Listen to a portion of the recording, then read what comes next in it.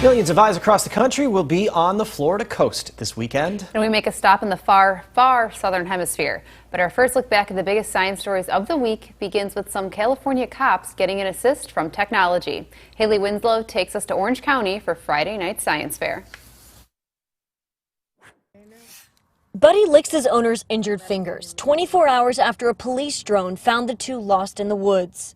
The only thing I remember is that comes to mind, pops up every once in a while, is I tripped and fall, and because with the bruises on my knees, I knew I crawled somewhere.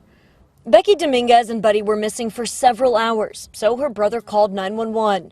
Orange Police Department's helicopter was unavailable, so they sent up their drone. It's a DJI Phantom 4. Hard to believe it took just a minute with the drone's aerial view to find the 68-year-old woman on the ground behind the bushes, conscious but disoriented.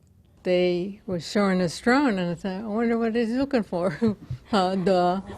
Buddy's leash was tangled in the brush. He didn't even bark. The time you want him to bark, he doesn't bark. What happened, Buddy? You're supposed to bark. He said they usually tell me to shut up, so he finally did it. Come on. Why at the time we needed him to bark, he's not Lassie, I guess. The family is so thankful to Orange Police. We never would have thought of going in those bushes, especially where she was, to have a trail there. It was very, very cool, very rewarding. We all hope for the best, and it happened yesterday.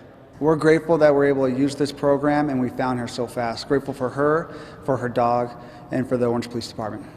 And other than sore knees and elbows, Dominguez and Buddy are doing well. Keep up the good work, and you did a good job, and I'd probably still be out there, and it'd be another day. That was Haley Winslow reporting. This weekend is take two for SpaceX's mission to send two men into orbit. There were only about 16 minutes left in the countdown when launch controllers scrubbed it Wednesday. Saturday is the new liftoff date. As long as the weather cooperates, it will be the first launch of American astronauts from U.S. soil in nearly a decade. Bob Behnken and Doug Hurley are the crew members. It's also the first time a private company will carry a NASA crew into orbit. We're at the dawn of a new age, and we're really leading the beginning of a space revolution. And think about it, this is really something much bigger than all of us.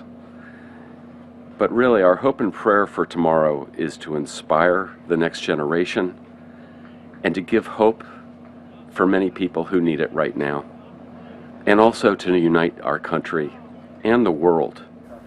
The launch is set for 2:22 Rockford time tomorrow. This Sunday, reporter Alexis Carpello will show us how the historic launch has ripple effects on the next generation of scientists here in the state line. Current scientists find evidence Antarctic ice is capable of disappearing quickly. Researchers are looking at ridges at the bottom of the ocean. At the end of the last ice age, about 12,000 years ago, ice retreated at about 6 miles a year. That's roughly 10 times faster than what's happening today. Scientists say that rate is currently increasing. They blame warmer summer temperatures. According to experts, if ice keeps melting, sea levels could rise by more than 3 feet by the end of the century. That could affect 680 million people around the world. The findings are published in the journal Nature.